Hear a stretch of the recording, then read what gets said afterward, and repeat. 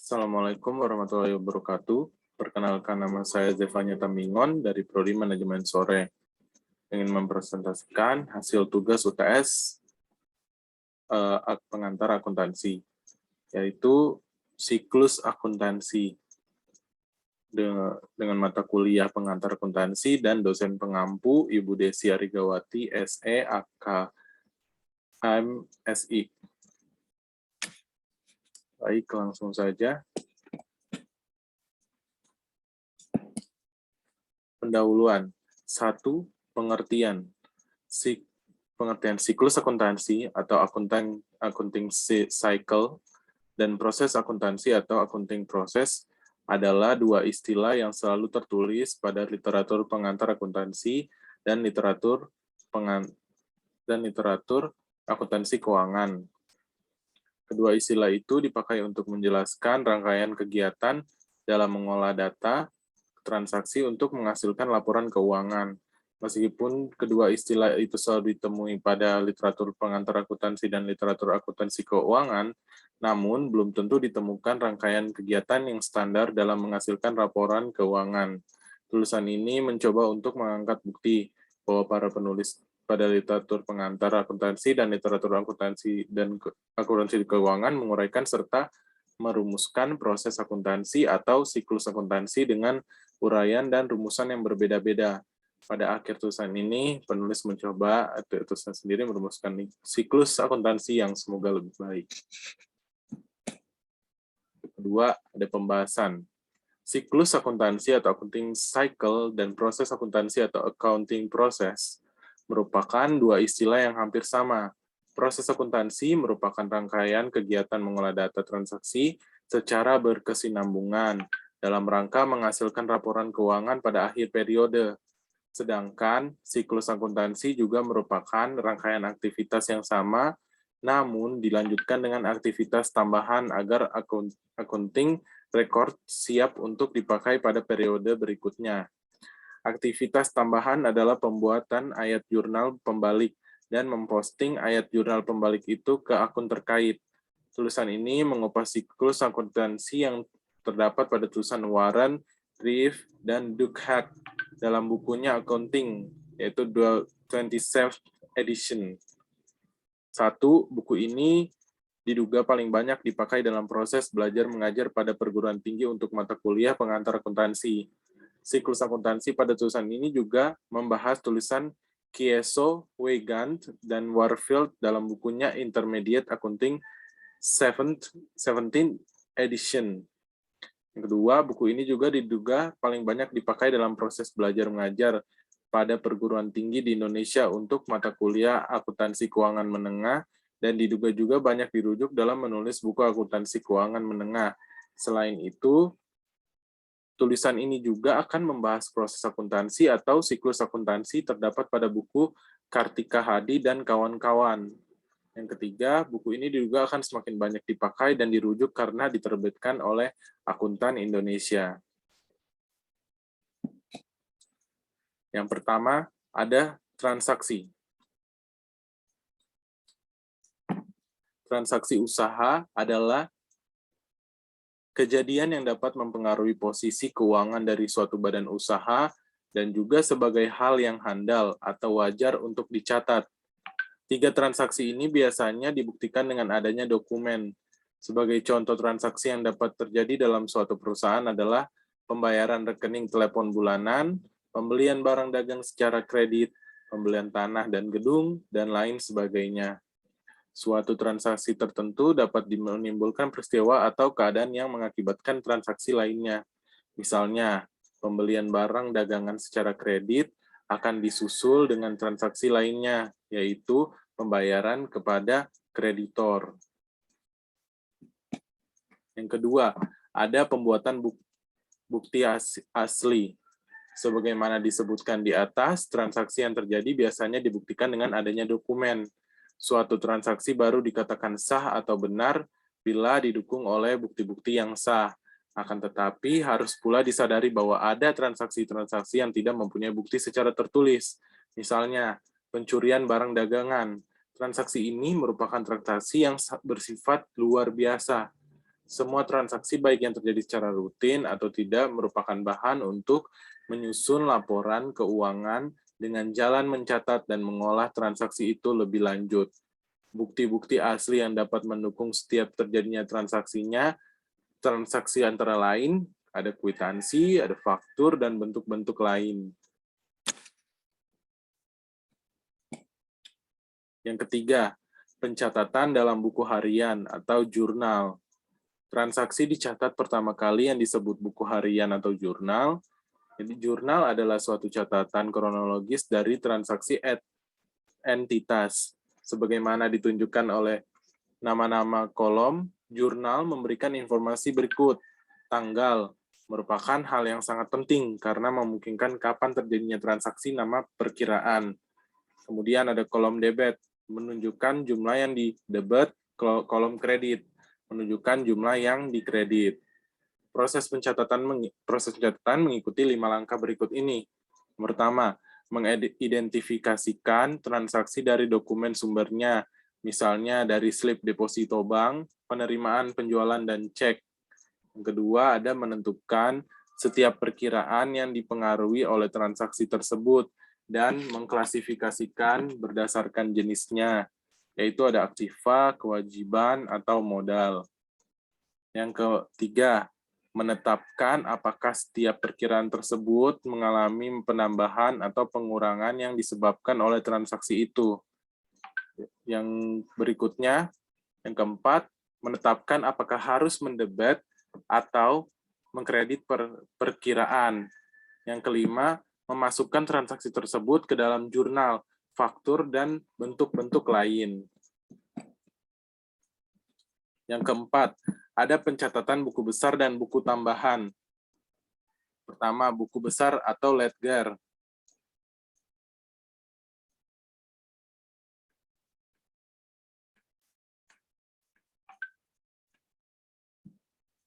Untuk memudahkan menyusun informasi yang akan diberikan kepada pihak-pihak yang memerlukannya, terutama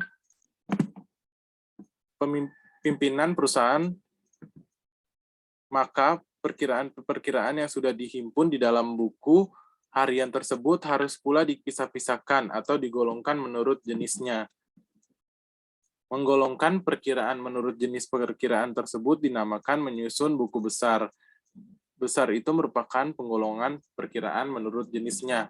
Jumlah buku besar yang dimiliki perusahaan tergantung pada banyaknya jenis perkiraan yang ditimbulkan oleh transaksi-transaksi perusahaan tersebut, karena masing-masing jenis besarnya sendiri-sendiri. Judul kolom yang mengidentifikasikan perkiraan buku besar menampilkan tanggal, kolom item, kolom debit, berisi jumlah yang didebet, dan kolom kredit, berisi jumlah yang dikredit. Pemindah bukuan perkiraan memiliki buku berarti memindahkan jumlah dari jurnal ke dalam perkiraan yang sesuai ke dalam buku besar. Debit dalam jurnal dipindahkan sebagai debit di buku besar, dan kredit dalam jurnal dipindahkan sebagai kredit dalam buku besar. Yang selanjutnya ada buku tambahan atau subledger.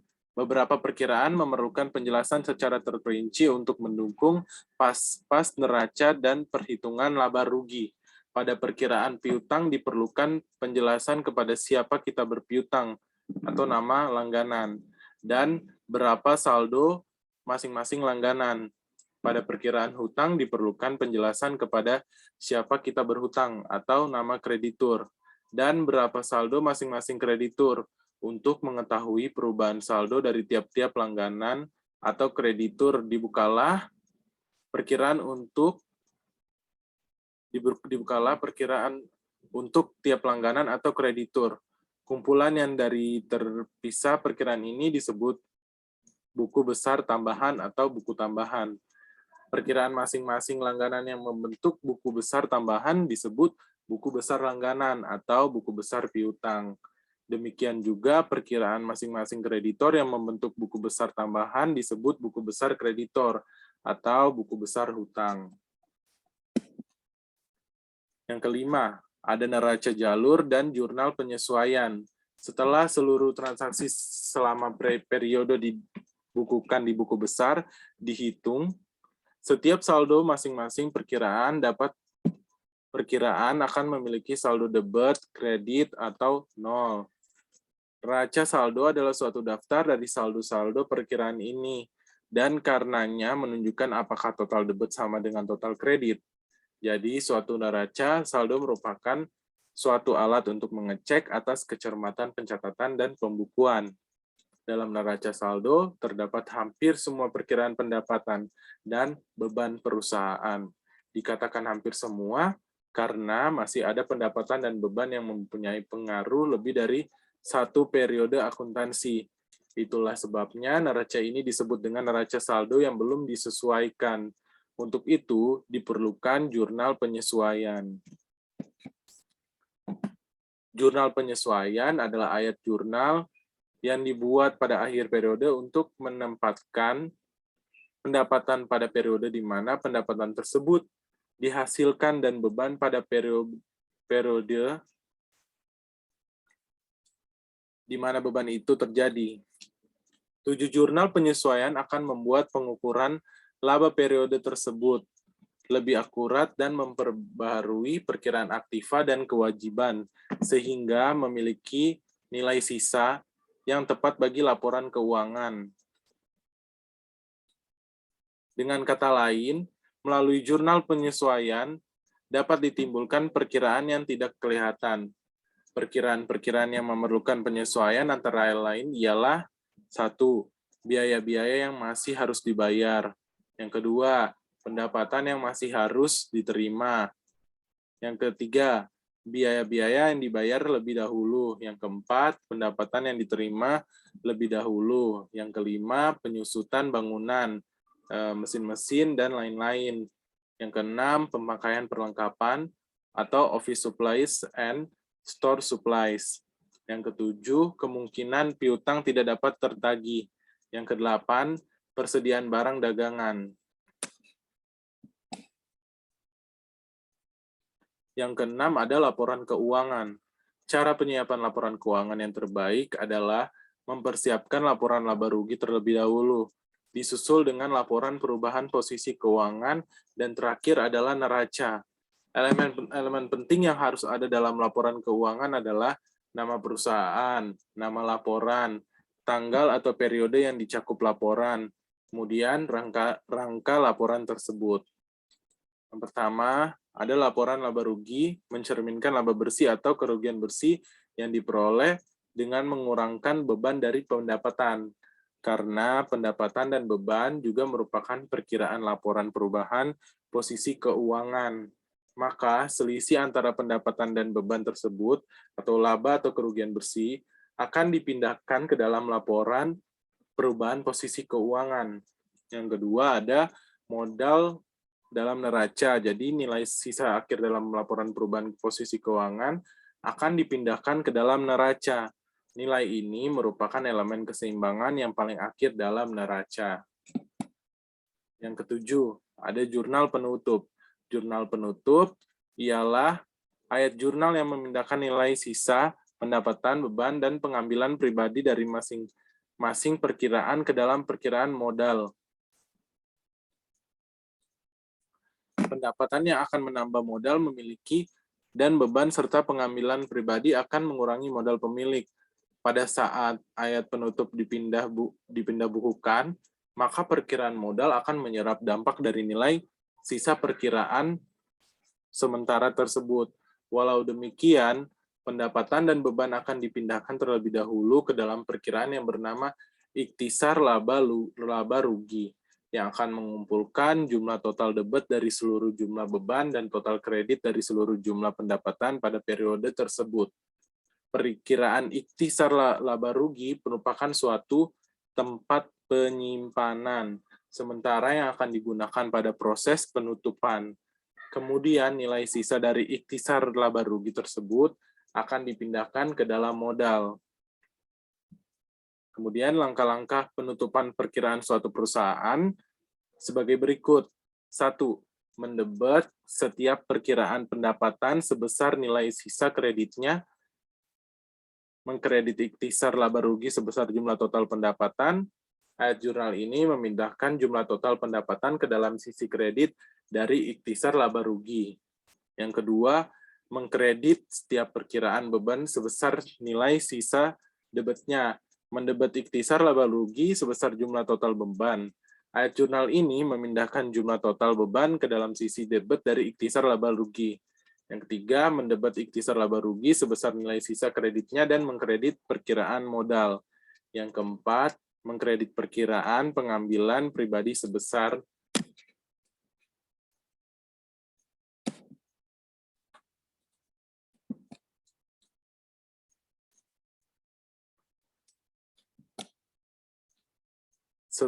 perkiraan modal. Ya. Baik, berikutnya ada contoh soal jurnal umum. Ini adalah contoh teksnya. Jadi PT AL perusahaan ini dikelola oleh Tuan Aldi. Pada tanggal 1 Mei, Tuan Indra menyetor dana sebesar 15 juta sebagai setoran modalnya. Tanggal 2 Mei menyewa gedung sebesar 1.500.000 untuk 6 bulan. Tanggal 3 Mei membeli peralatan seharga 1.250.000 dengan yang muka atau 250.000 dan sisanya dibayar kredit. Yang tanggal 5 Mei diterima uang melalui bagi hasil dengan PTWB sebesar 3 juta. Tanggal 8 Mei membayar perlengkapan sebesar 350.000. Tanggal 9 Mei menerima pendapatan jasa sebesar 1 juta. Tanggal 15 Mei membayar beban air, listrik, telepon, wifi dengan jumlah 4.350.000. Tanggal 15 Mei juga menerima uang bagi hasil dengan PT CT sebesar 2 juta. Berikut adalah contoh jurnal umumnya, yaitu pada tanggal 1 Mei dengan keterangan kas mendapatkan debit 15 juta dan modal Tuan Indra yaitu sebesar dikredit sebesar 15 juta. Tanggal 2 Mei sewa gedung 6 bulan ada pemasukan 1.500.000 itu debit dan kreditnya sebagai uang kas 1.500.000. Tanggal 3 Mei membeli peralatan debitnya 1.250.000, uang mukanya kredit 250.000 dan utang selanjutnya adalah 1 juta. Tanggal 5 Mei, kas dari uang bagi hasil PTWB, debitnya ada 3 juta dan kreditnya, itu uang kas ada 3 juta. Tanggal 8 Mei, uang kasnya debit yaitu 350.000 dan utang perlengkapan kredit 350.000. Tanggal 9 Mei, kas pendapatan jasa debitnya 1 juta dan kas kreditnya ada 1 juta. Tanggal 15 Mei, kas debitnya 4.350.000 dan membayar beban air, listrik, telepon, wifi, kreditnya ada 4.350.000. Kemudian hasil dari uang bagi hasil PT CT, debitnya ada 2 juta dan kasnya menjadi 2 juta. Jadi total keseluruhan debit adalah 13.450.000 dan total keseluruhan kredit ada 13.450.000. Untuk dikategorikan, total ini adalah balance, yaitu sesuai dan atau seimbang. Kedelapan, ada neraca saldo setelah penutupan. Jadi, siklus akuntansi akan berakhir dengan neraca saldo setelah penutupan. Neraca saldo setelah penutupan adalah pengujian terakhir mengenai ketepatan penjurnalan dan pemindahan buku ayat jurnal penyesuaian dan penutupan. Seperti halnya neraca saldo yang terdapat pada awal pembuatan neraca jalur, neraca saldo setelah penutupan adalah daftar seluruh perkiraan dengan nilai sisanya. Langkah ini dilakukan untuk meyakinkan bahwa buku besar berada pada posisi yang seimbang untuk memulai periode akuntansi berikutnya. Neraca saldo setelah penutupan diberi tanggal per akhir periode akuntansi di mana laporan tersebut dibuat. Jadi isi perkiraan neraca adalah nilai sisa akhir dari daftar permanen, yaitu perkiraan neraca yang berisikan aktiva, kewajiban, dan modal. Di dalamnya tidak termasuk perkiraan sementara seperti perkiraan pendapatan, beban, atau pengambilan pribadi, karena nilai sisa perkiraan tersebut telah ditutup. Jadi, kesimpulannya pada siklus akuntansi ini adalah suatu proses pembuatan laporan keuangan perusahaan untuk suatu periode tertentu, dimulai dengan terjadinya transaksi-transaksi yang dicatat dan dikumpulkan secara sistematis. Transaksi-transaksi yang beraneka ragam sifatnya, umumnya dicatat dalam bukti-bukti formil yang catatan-catatan selanjutnya. Dari bukti-bukti asli tersebut, kemudian diadakan dalam buku harian jurnal. Selanjutnya dipindahkan ke buku besar atau ledger. Pemindahan buku harian ke buku besar merupakan klasifikasi menurut sifat masing-masing transaksi dalam perkiraan-perkiraan. Di samping buku besar terdapat pula tambahan atau subledger yang memperinci tiap gabungan dalam buku besar. Buku tambahan ini antara lain buku piutang, buku hutang, buku persediaan, dan lain-lain. Pada akhir tahun suatu masa atau akhir tahun, atau akhir setengah tahun dari buku daftar kertas kerja atau worksheet yang memuat semua perkiraan dalam buku besar. Kertas kerja ini sekaligus dipakai untuk menyusun perhitungan laba rugi dan neraca setelah diadakan pembetulan-pembetulan seperlunya dan pemindahan pos-pos tertentu yang disebut dengan penyesuaian atau adjustment. Setelah kertas kerja selesai disusunlah laporan keuangan berupa neraca, laporan laba rugi, dan laporan perubahan posisi keuangan. Baik, sekian saja dari presentasi saya mengenai siklus akuntansi. Kurang lebihnya mohon maaf. Saya tutup. Wassalamualaikum warahmatullahi wabarakatuh.